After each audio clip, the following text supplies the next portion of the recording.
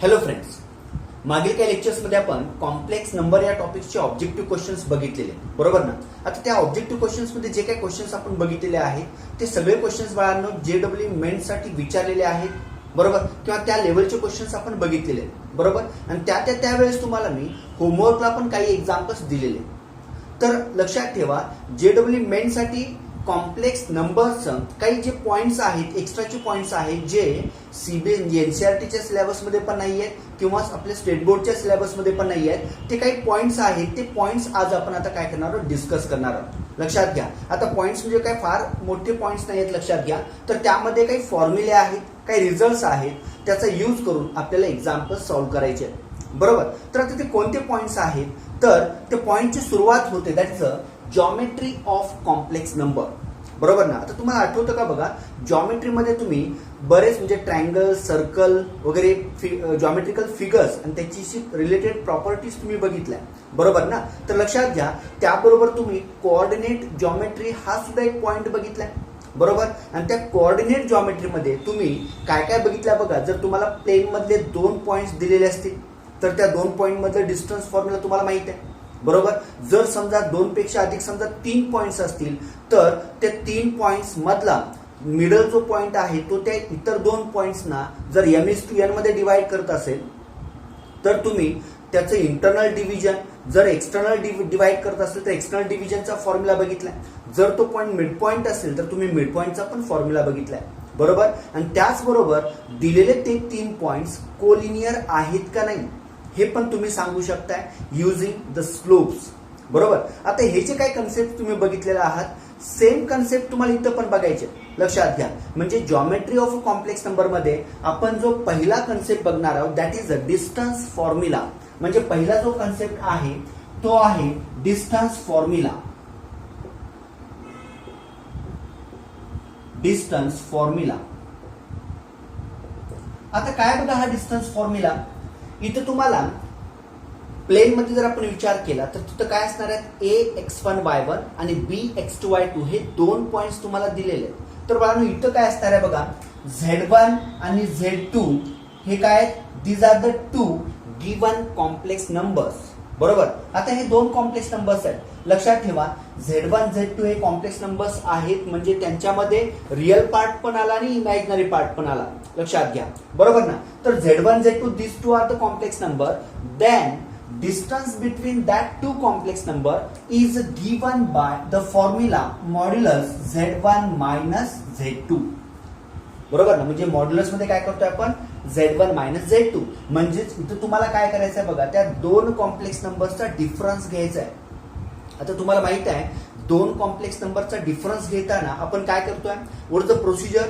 तर बघा, त्या दोन्ही कॉम्प्लेक्स नंबरचं रिअल पार्टचा तुम्ही डिफरन्स घेताय आणि त्याबरोबर त्या दोन्ही कॉम्प्लेक्स नंबरच्या इमॅजिनरी पार्टचं पण तुम्ही काय करताय, डिफरन्स घेताय, बरोबर? मग इथे तुम्हाला तेच करायचं आहे.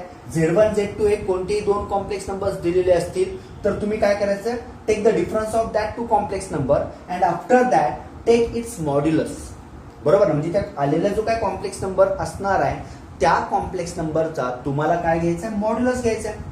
आता मॉड्युलस म्हणजे तुम्हाला माहिती आहे ना, स्क्वेअर रूट मध्ये आपण रिअल पार्टचा स्क्वेअर प्लस इमॅजिनरी पार्टचा स्क्वेअर करतोय, बरोबर? आणि डिफरन्सची प्रोसिजर लक्षात आलेली आहे, सबट्रॅक्शन ऑफ 2 कॉम्प्लेक्स नंबर सर्वांना माहित आहे. आणि डिफरन्स घेतल्यानंतर तुम्ही त्याचं काय करायचं, मॉड्युलस घ्या आणि येणारं जे काही उत्तर असणार आहे that is distance between 2 complex numbers z1 and z2, बरोबर ना? आता काही जण असे विचार करत असतील, आम्ही तर z1 मायनस z2 घ्यायच्या ऐवजी जर z2 मायनस z1 घेतलं काहीच फरक पडणार नाहीये, कारण जसे हे 2 कॉम्प्लेक्स नंबर्स आहेत त्या 2 कॉम्प्लेक्स नंबर मधला येणारा जो डिफरन्स आहे तोही काय कॉम्प्लेक्स नंबर येणार आहे, बरोबर ना? आणि त्याचा आपण काय करतो, इथं मॉड्युलस घेतोय, बरोबर ना? आणि मॉड्युलसच्या वेळेस काय होतं, मॉड्युलस मध्ये आपण काय करतो, रिअल पार्टचा स्क्वेअर करतोय आणि इमॅजिनरी पार्टचा पण स्क्वेअर करतोय आणि त्यांची ऍडिशन करतोय इनसाइड स्क्वेअर रूट साइन.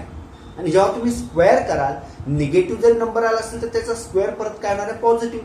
त्यामुळे तुम्ही या ठिकाणी z1 मायनस z2 करा किंवा z2 मायनस z1 करा, we got the same distance between that 2 point z1 and z2. Remember this z1 z2 these are the complex numbers. आता तुम्हाला हे पण माहित आहे, आपण एखादा complex number x plus iy आहे तो ऑर्डर्ड पेअर एक्स वायच्या फॉर्म मध्ये पण लिहू शकतोय. हे लक्षात असलं पाहिजे सर्वांना. तर बघा, पहिला जॉमेट्री ऑफ कॉम्प्लेक्स नंबर मधला पहिला जो फॉर्म्युला आहे दॅट इज डिस्टन्स फॉर्म्युला. सर्वांना लक्षात आलं का बघा. तर मग त्याच्यानंतर जाऊया पुढं. नेक्स्ट जे आहे that is a section formula. Section formula. आता हा सेक्शन फॉर्म्युला काय आहे बघा. तुम्हाला आपलं प्लेन जॉमेट्री मधला सेक्शन फॉर्म्युला माहित आहे, बरोबर ना. काय बघा तो formula. What is that formula actually.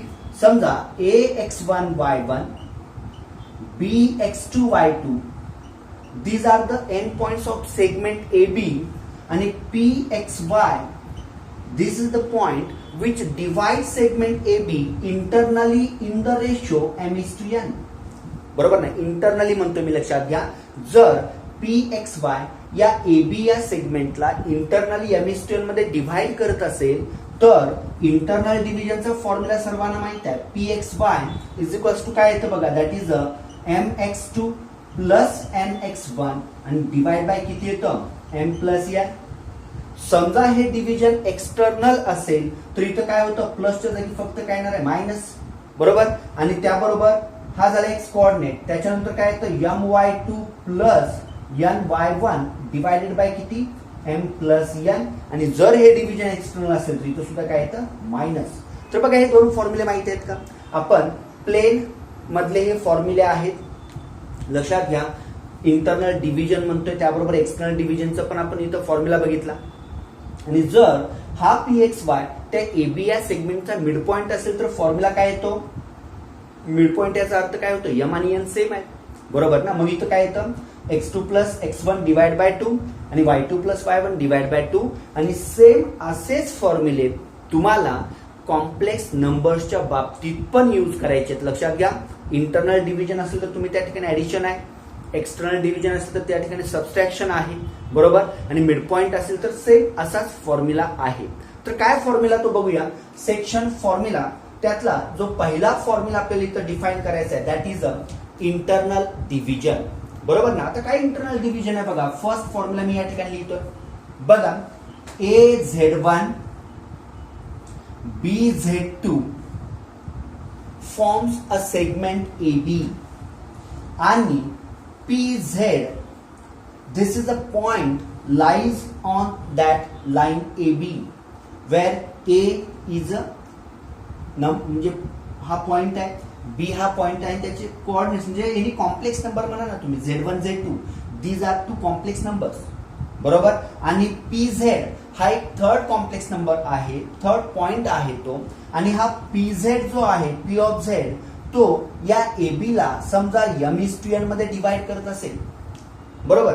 आता मग जर ते डिव्हिजन इंटरनल असेल म्हणजे if that division is internal then what are the coordinates of that point p of z is equals to काय फॉर्म्युला बघा, mz2 प्लस nz1 आणि divided by किती m प्लस n.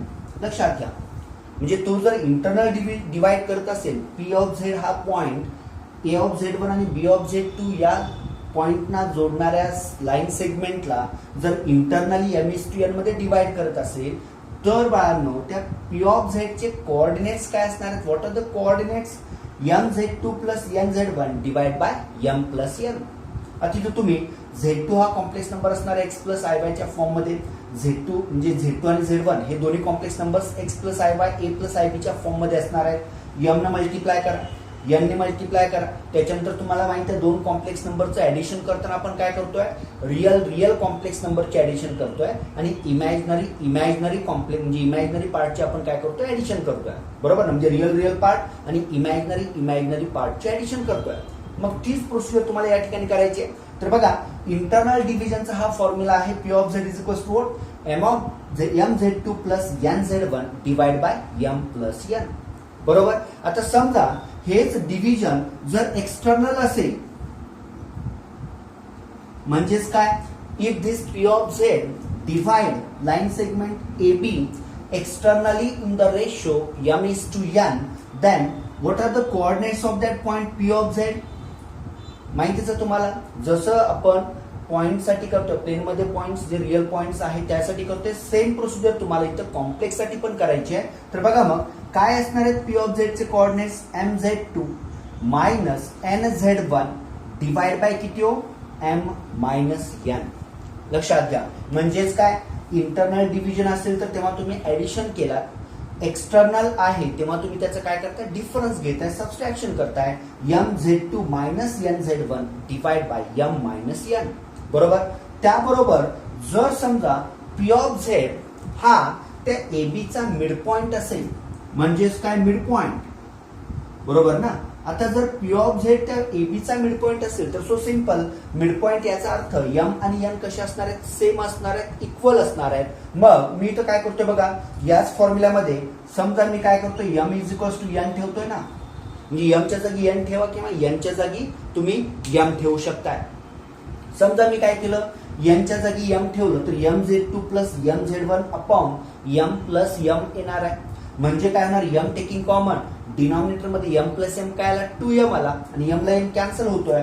म्हणजे मग मिड पॉइंटचा फॉर्म्युला काय येतो बघा, p of z is equals to s z2 plus z1 divide by काय येतं 2 येतं. आणि बघा हे आहे section formulae for a complex number. az1 bz2 these two are the complex number, pz is another complex number. बरोबर. आणि हा p हा जो पॉइंट आहे तो त्या ab ला जर इंटरनली एक्सटर्नली डिवाइड करत असेल m/n मध्ये तर त्यांचे फॉर्म्युले आहेत इंटरनल साठी mz2 plus nz1 upon m plus n, and for external division mz2 minus nz1 divided by m minus n, and if that point p is a midpoint of ab then the coordinates of p are z2 plus z1 divided by 2. बरोबर. तर सर्वांना distance formula आणि section formula व्यवस्थित लक्षात आलाय का बघा, बरोबर ना. तर ते सेक्शन फॉर्म्युला नंतर तुम्हाला ते दिलेले 3 पॉइंट्स जे असणार आहेत, if that points lies along the same line, म्हणजे कोलिनियर पॉइंट्स कधी म्हणायचं त्याचाही फॉर्म्युला आता आपण बघणार. आता बघा कोलिनियरिटीची कंडिशन आपण बघूया.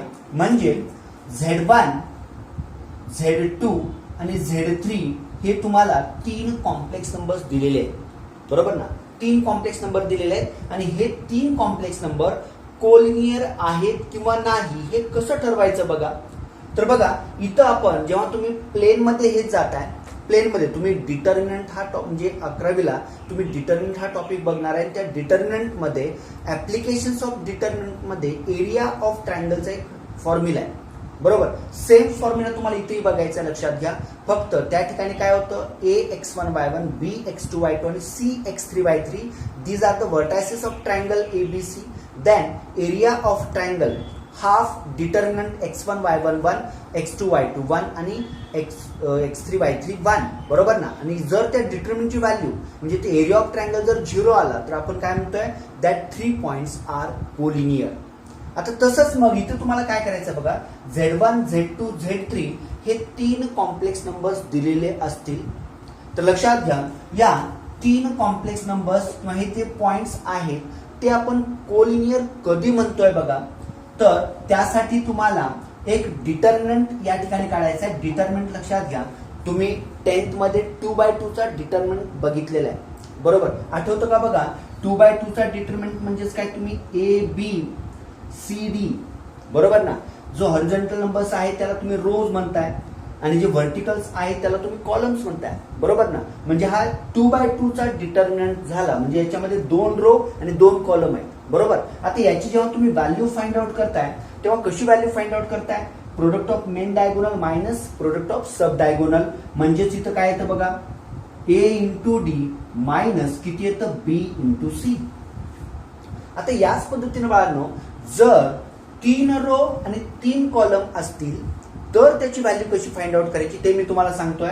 म्हणजे बघा समजा दिलेला डिटर्मिनंट असा आहे A B C D E F G H I. समजा हा डिटर्मिनंट तुम्हाला दिलेला आहे ज्यामध्ये 3 रो आहेत आणि काय 3 कॉलम्स आहेत. लक्षात घ्या इथं हा जो आय आहे हा अल्फाबेट आहे, लक्षात. This not the imaginary number, this is not iota, remember, बरोबर ना. तर मग हा 3/3 चा डिटर्मिनंट आहे आणि याची जर तुम्हाला व्हॅल्यू फाइंड आउट करायची असेल तर खूप सोपं आहे.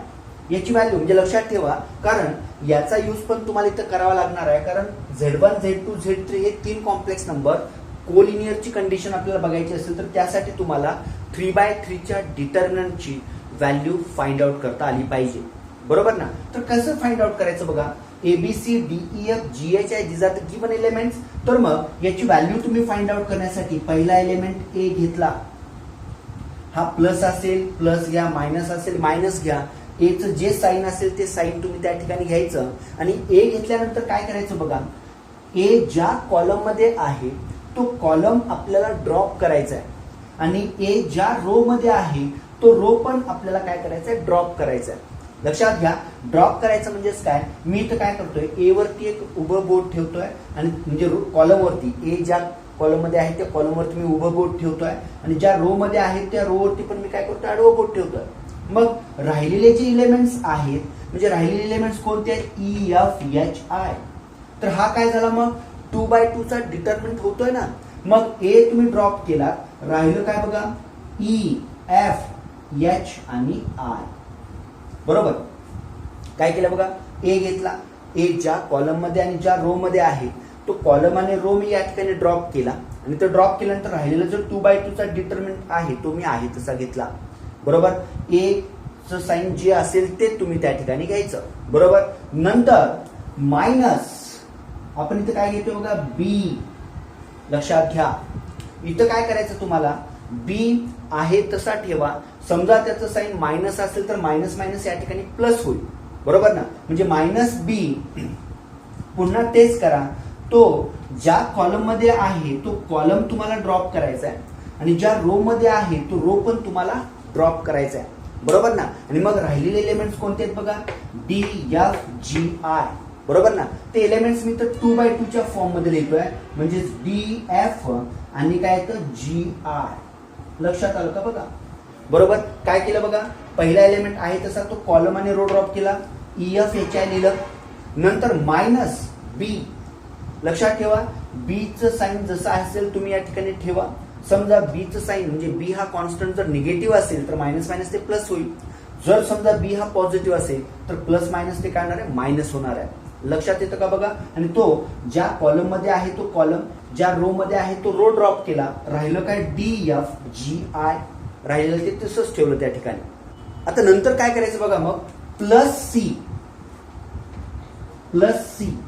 म्हणजेच काय केलं, थर्ड इलेमेंट घेतला पहिल्या रोचा, बरोबर, प्लस सी. मग तो कॉलम आणि रो ड्रॉप केला. एलिमेंट्स काय बघा, DEGH, बरोबर ना. मग ते एलिमेंट्स आपण या ठिकाणी घेतोय, म्हणजे काय बघा, DEG आणि H, बरोबर ना.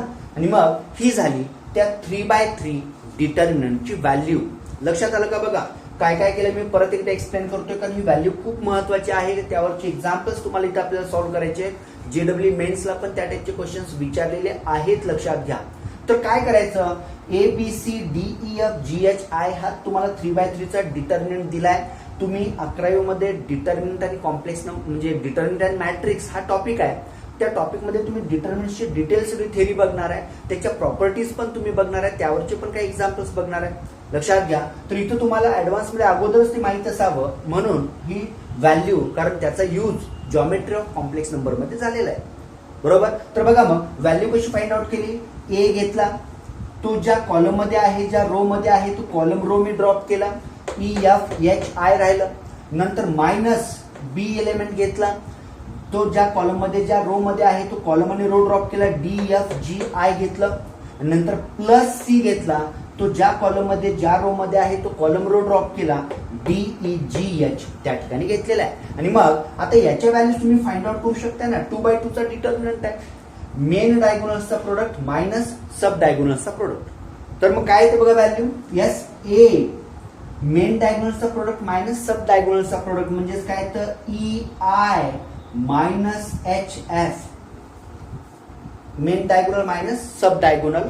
नंतर मायनस बी, नंतर main diagonal minus sub diagonal, काय येतं बघा, DI मायनस ZF. आणि प्लस सी, पुन्हा इथं main diagonal minus sub diagonal, DH minus ZE. आणि हे असणार आहे या 3/3 डिटर्मिनंटची व्हॅल्यू. सर्वांना लक्षात आलं का बघा. आता म्हणजे जर व्हॅल्यू लक्षात आली असेल तर आपण आपल्या मूळ पॉइंट कडे जाऊया. काय पॉइंट आहे बघा. Z1 Z2 Z3 हे तुम्हाला 3 कॉम्प्लेक्स नंबर्स दिलेले आहेत बरोबर, म्हणजे जे पॉइंट्स आहेत बरोबर. जर प्लेनमध्ये आपल्याला ते रिप्रेझेंट करायचे असतील तर आपण ते पॉइंट्स म्हणून गृहीत धरतोय. तर बघा मग Z1 Z2 Z3 हे जर कॉम्प्लेक्स नंबर दिलेले असतील आणि तुम्हाला असं विचारलं की ते 3 पॉइंट्स बरोबर, 3 पॉइंट्स कोलिनियर कधी असणार आहेत, when that 3 points are collinear, तर त्याची कंडिशन काय आहे बघा. डिटर्मिनंट तुम्ही काय करता बघा. Z1 बार आणि 1, नंतर Z2 बार आणि 1, त्याच्यानंतर Z3 बार आणि 1 या डिटर्मिनंटची तुम्हाला व्हॅल्यू फाइंड आउट करायची आहे. आणि जर बाळांनो याची व्हॅल्यू जर 0 आली, if value of this determinant is equals to 0, then we say that these 3 complex numbers or these 3 points are collinear. म्हणजे काय की Z1 Z2 Z3 दिलेले 3 कॉम्प्लेक्स नंबर्स आहेत, 3 पॉइंट्स समजा. हे पॉइंट्स आपण कोलिनियर आहेत असं कधी म्हणतोय, जेव्हा Z1 बार 1, Z2 बार 1, Z3 बार 1 या डिटर्मिनंटची व्हॅल्यू जर 0 येत असेल, if value of this determinant is equals to 0, then we say that 3 complex number or that 3 points are collinear. आणि जर समजा या डिटर्मिनंटची व्हॅल्यू जर नॉट इक्वल्स टू 0 येत असेल, समजा जर काही एखादी व्हॅल्यू येत असेल नॉन 0 बरोबर, तर मात्र तुम्ही काय म्हणणार आहे, that 3 points are non collinear. म्हणजे त्या 3 पॉइंट्सना आपण काय म्हणतोय, that 3 points are non collinear. समजतं का बघा. म्हणजे डिटर्मिनंटची व्हॅल्यू 0 असेल तर कोलिनियर पॉइंट्स असणार आहेत, otherwise they are non collinear points बरोबर. तर बघा मग या पद्धतीनं Z1 Z2 Z3 कोलिनियरची कंडिशन सर्वांना लक्षात आली. त्याच्यासाठी आपल्याला डिटर्मिनंट जो आहे तो डिटर्मिनंट कशी त्याची व्हॅल्यू फाइंड आउट केली हे लक्षात यायला पाहिजे. इथं पण तुम्ही काय करणार बघा. Z1 कॉमन म्हणजे पहिला एलिमेंट घेतला, कॉलम आणि रो ड्रॉप केला, हा 2/2 चा determinant, minus Z1 bar column row drop केला 2/2 चा determinant, plus 1 column row drop केला 2/2 चा डिटर्मिनंट, आणि त्याची व्हॅल्यू तुम्हाला फाइंड आउट करायची आहे. व्हॅल्यू कशी फाइंड आउट करताय, yes main diagonal minus sub diagonal यांचा प्रोडक्ट करायचा आहे. आणि प्रोडक्ट करताना मायनस इंटू मायनस प्लस होतं, प्लस इंटू मायनस मायनस होतं, हे लक्षात असलं पाहिजे बरोबर. तर या पद्धतीने आपण 3 पॉइंट्स कोलिनियर आहेत कधी, जेव्हा त्याची डिटर्मिनंटची व्हॅल्यू म्हणजे Z1 बार 1, Z2 बार 1, Z3 बार 1 याची डिटर्मिनंटची व्हॅल्यू जर 0 येत असेल तर आपण ते 3 पॉइंट्स काय म्हणतोय, कोलिनियर आहेत बरोबर. सर्वांना लक्षात आलं. आता याच पद्धतीनं आपण पुढच्या पॉइंटकडे जाऊया. पुढचा जो पॉइंट आहे that is the equation of a straight line. म्हणजेच काय, दिलेली स्ट्रेट लाईन जर समजा Z1 आणि Z2 या 2 कॉम्प्लेक्स नंबर मधून पास होत असेल, तुम्ही 10th मध्ये बघितलाय equation of a line passing through 2 distinct points, हा फॉर्म्युला बघितलेला आहे बरोबर ना. तर इथे तुम्हाला तसाच काहीसा म्हणजे सेम म्हणत नाही मी तसं, कारण इथं आपण Z1 Z2 हे कॉम्प्लेक्स नंबर ट्रीट करतोय, लक्षात घ्या. तर एखादी लाईन जर या 2 कॉम्प्लेक्स नंबर मधून पास होत असेल, Z1 आणि Z2 या 2 कॉम्प्लेक्स नंबर मधून, तर लक्षात घ्या त्या लाईनचं जे इक्वेशन आहे ते इक्वेशन कसं येणार आहे, that is a Z minus Z1 divide by Z2 minus Z1 is equals to काय येतं बघा, Z bar minus Z1 bar divide by Z2 bar minus काय Z1 बार. म्हणजे बघा Z1 Z2 या 2 कॉम्प्लेक्स नंबर्स मधून, या 2 पॉइंट्स मधून, म्हणजे Z1 Z2 या ठिकाणी कॉम्प्लेक्स नंबर्स आहेत लक्षात घ्या. या 2 पॉइंट मधून एखादी लाईन पास होत असेल तर त्या पास होणाऱ्या लाईनचं आपण इक्वेशन कसं फाइंड आउट करतोय, that is a Z minus Z1 divide by Z2 minus Z1 is equals to Z bar minus Z1 bar upon Z2 bar minus Z1 bar. लक्षात घ्या या ठिकाणी हा जो Z आहे, Z that is a complex number X plus IY. हा जो complex number आहे Z that is what, Z is equals to काय येतं X प्लस IY.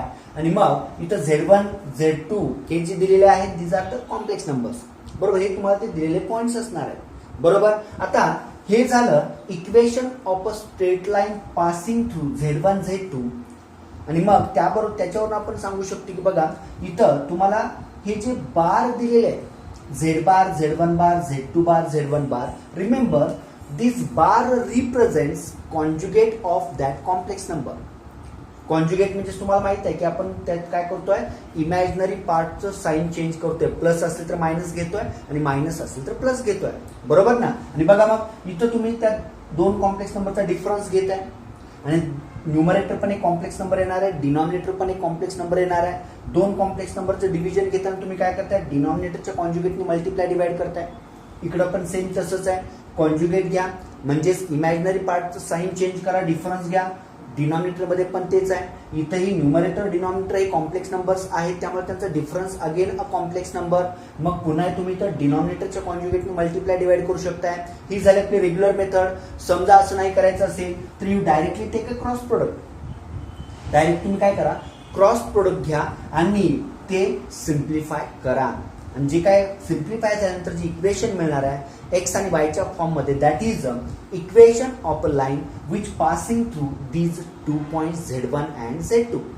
आता मग what is the general form किंवा जनरल फॉर्म काय असणार आहे त्या स्ट्रेट लाईनचं, बरोबर. तर स्ट्रेट लाईनचा जनरल फॉर्म व्यवस्थित लक्षात घ्या, that is A bar Z plus AZ bar plus B is equals to 0. This is general equation of a straight line. आता तुम्ही म्हणाल ए हा तर कॉन्स्टंट आहे, मग त्याचा कॉन्जुगेट बाळांनो इथं A is a not a constant, A is a complex number. A हा काय आहे, A is a complex number. आणि जो बी आहे, B is a real number. B हा काय आहे, रियल नंबर आहे, लक्षात घ्या. मग ए हा कॉम्प्लेक्स नंबर आहे म्हणून तर आपण त्याचा इथं कॉन्जुगेट घेऊ शकतोय ना. कारण आपल्याला माहित आहे जर एखादा रियल नंबर असेल म्हणजेच आपल्याला माहिती आहे कुठलाही रिअल नंबर हा कॉम्प्लेक्स नंबरच्या फॉर्म मध्ये कन्वर्ट करू शकतोय ज्याचा इमॅजिनरी पार्ट 0 आहे. पण जर तुम्ही रिअल नंबरचा कॉन्जुगेट घ्यायचं म्हटलं तर कॉन्जुगेट त्याचा तोच नंबर येणार आहे ना. समजा 2 plus I0, what is the conjugate of that, 2 minus I0. मग 2 प्लस I0 काय किंवा 2 मायनस I0 काय, कॉन्जुगेट म्हणजे कॉम्प्लेक्स नंबर तर तोच येणार आहे ना. मग तसं इथं नाहीये, लक्षात घ्या. ए हा जो नंबर आहे that is a complex number and B is a real number, लक्षात घ्या. तर मग जनरल फॉर्म किंवा general equation of a straight line काय आहे, A bar Z plus A Z bar plus B is equals to 0 where this Z is a general complex number that is Z is equals to X plus I by, बरोबर. मग A bar Z, A चा conjugate घ्या into Z करा, plus A आहे तसं झेडचा conjugate घ्या आणि plus B is a constant is equals to 0 and this is general equation of a straight line. तर मला सांगा सर्वांना स्ट्रेट लाईनचं इक्वेशन लक्षात आलं. पहिला आपण बघितलं equation of line passing through 2 distinct points that is Z minus Z1 upon Z2 minus Z1 is equals to Z bar minus Z1 bar upon Z2 bar minus Z1 bar. And general form किंवा general equation of line is A bar Z plus A Z bar plus B is equals to 0 where this A is a complex number and B is a real number. तर हे आहे straight लाईनचे equation, बरोबर. आता याच पद्धतीनं आपल्याला काय करायचं आहे, सर्कलचं पण इक्वेशन बघायचं आहे. आता बघा स्ट्रेट लाईन झाल्यानंतर आपण सर्कलकडे जाऊया. आता आपल्याला माहिती आहे सर्कल म्हणजे काय, हे काही परत वेगळं सांगायला नको. Circle is a locus of points or collection of points which are equidistant from a fixed point. That fixed point is said to be center. That fixed distance is said to be radius. बरोबर ना. मग हे circle आपण equation बघितलेलं आहे centre radius form मधलं, म्हणजे त्या सर्कलचे सेंटर आणि त्याची रेडियस माहित असेल तर आपण त्या सर्कलचं इक्वेशन बघितलेलं आहे. म्हणजे तुम्ही अजून बघणार आहे सर्कल या टॉपिक मध्ये तुम्ही बघाल. तर बघा इथं तुम्हाला इक्वेशन ऑफ सर्कल बघायचं आहे कॉम्प्लेक्स नंबरच्या फॉर्म मध्ये, बरोबर. तर बघा त्या दिलेल्या कॉम्प्लेक्स नंबरचा Z0 हा काय आहे, सेंटर आहे. आता Z0 म्हणजे तोही एक कॉम्प्लेक्स नंबर झाला आणि R ही त्याची रेडियस आहे, लक्षात घ्या, radius of that circle. If Z0 is the center of that circle and R is the radius of that circle, then equation of circle is given by, yes, Z minus Z0 is equals to R. आता इथं काय होतं, Z0 हा एक काय complex number आहे. आता आपल्याला माहिती आहे ना, कॉम्प्लेक्स नंबर आपण एबीच्या म्हणजे ऑर्डर्ड पेअरच्या फॉर्म मध्ये आपण कन्वर्ट करू शकतोय. तर बघा मग Z0 हा कॉम्प्लेक्स नंबर आहे, Z हा कॉम्प्लेक्स नंबरचा जनरल फॉर्म म्हणजे x प्लस आय वाय, बरोबर. आणि is equals to here R is what radius of that circle, बरोबर. म्हणजे Z0 सेंटर, आर रेडियस असेल तर equation of circle is modulus Z minus Z0 is equals to R. म्हणजे Z minus Z0 तुम्हाला काय करायचं आहे, मॉड्युलस. म्हणजे तो परत काय आला बघा, दोन कॉम्प्लेक्स नंबरचा डिफरन्स आहे. बाळांनो Z जनरल फॉर्म आहे x plus I by, Z0 तुम्हाला कॉम्प्लेक्स नंबरच्या फॉर्म मध्ये असणार आहे. रिअल पार्टचा डिफरन्स घ्या, इमॅजिनरी पार्टचा डिफरन्स घ्या आणि त्यांचं तुम्हाला मॉड्युलस घ्यायचं आहे आणि इज इक्वल्स टू आर असणार आहे. आणि जर तुम्ही दोन्ही बाजूचा स्क्वेअर केला तर we got equation of that circle. आता जसं आपण स्ट्रेट लाईनचं जनरल फॉर्म बघितला, इक्वेशन ऑफ स्ट्रेट लाईन, बरोबर, तसं सर्कलचं पण जनरल फॉर्म काय बघा, what is the equation of circle in general form. तर ते इक्वेशन आहे जनरल फॉर्म त्याचा असा आहे, लक्षात घ्या. General form is yes Z bar, where z is a complex number, z bar is its conjugate and take the product of z bar. त्याच्यानंतर plus a bar z plus a z bar plus b is equals to 0. लक्षात घ्या. तर हे असणार आहे equation of circle in general form. म्हणजे काय केलं याच्यामध्ये बघा, z हा कॉम्प्लेक्स नंबर, तो आहे x plus I Y, Z bar म्हणजे त्याचा कॉन्ज्युगेट घेतला. तसंच या ठिकाणी जसं आपण स्ट्रेट लाईनच्या इक्वेशन मध्ये बघितलं, a is a complex number and b is a real number. लक्षात घ्या. त्यामुळं इथं तुम्हाला a बार, a हा कॉम्प्लेक्स नंबर आहे म्हणून आपण त्याचा कॉन्ज्युगेट या ठिकाणी घेतलेला आहे, बरोबर. जर तो रिअल नंबर असेल तर त्याचा कॉन्ज्युगेट घेतला नाही घेतला काही फरक पडत नाही, आहे तोच म्हणजे नंबर तुम्हाला त्या ठिकाणी मिळणार आहे. तर बघा मग इथं तुम्हाला a is a complex number आहे आणि b is a real number, बरोबर ना. आणि मग इक्वेशन जनरल फॉर्म जो आहे सर्कलच्या इक्वेशनचा, म्हणजे सर्कलचं इक्वेशन आपण कसं लिहू शकतोय, z bar plus a bar Z plus A Z bar plus B is equals to 0. आता हे जनरल फॉर्म झालं. तर या जनरल फॉर्मचं हे जे सर्कलचं इक्वेशन आहे, तर याचं सेंटर काय असणार आहे बघा, what is the centre of this circle, centre is equals to काय असणार आहे, minus a. And what is the radius of this circle? Radius is equals to square root मध्ये a bar minus b. फॉर्म्युले व्यवस्थित लक्षात ठेवा, कारण याचा use करून तुम्हाला एक्झाम्पल सॉल्व्ह करायचे आहेत, लक्षात घ्या. तर काय बघा इथं, z bar plus a bar Z plus A Z bar plus B is equals to 0 is the general form of a circle, बरोबर ना. हुज रेडियस इज काय बघा, radius root a bar minus b where a is a complex number and center is minus a is a complex number. मग minus of that complex number a is what center of that circle आणि radius किती आहे बघा, square root मध्ये a bar minus b, बरोबर. तर बघा आपण काय काय बघितलं बघा, तर सुरुवातीला डिस्टन्स फॉर्म्युला बघितला, जर दोन कॉम्प्लेक्स नंबर्स दिलेले असतील तर त्यांच्यातला डिस्टन्स आपण बघितलेला आहे. त्याच्यानंतर सेक्शन फॉर्म्युला बघितला, internal division, external division, mid point formula बघितला, बरोबर. नंतर त्याच्यानंतर तीन तुम्हाला कॉम्प्लेक्स नंबर्स म्हणजे पॉईंट्स दिलेले असतील तर ते कोलिनियर कधी आहेत ती कंडिशन आपण बघितली युजिंग द डिटर्मिनंट. त्यानंतर डिटर्मिनंटची व्हॅल्यू कशी फाइंड आउट करायची, 3/3 चा डिटर्मिनंट तेही आपण बघितलेलं आहे. त्याच्यानंतर आपण स्ट्रेट लाईनचं इक्वेशन, स्ट्रेट लाईनचं इक्वेशन कसं बघा, जर दोन कॉम्प्लेक्स नंबर्स असतील Z1 Z2 त्यातून पास होणाऱ्या लाईनचं आपण इक्वेशन बघितलेलं आहे, बरोबर ना. त्याच्यानंतर इक्वेशन म्हणजे जनरल फॉर्म मध्ये पण आपण स्ट्रेट लाईनचं इक्वेशन बघितलेलं आहे. त्याबरोबर सर्कलचं equation, centre Z0 radius R असेल तर त्याचं इक्वेशन आपण बघितलेलं आहे.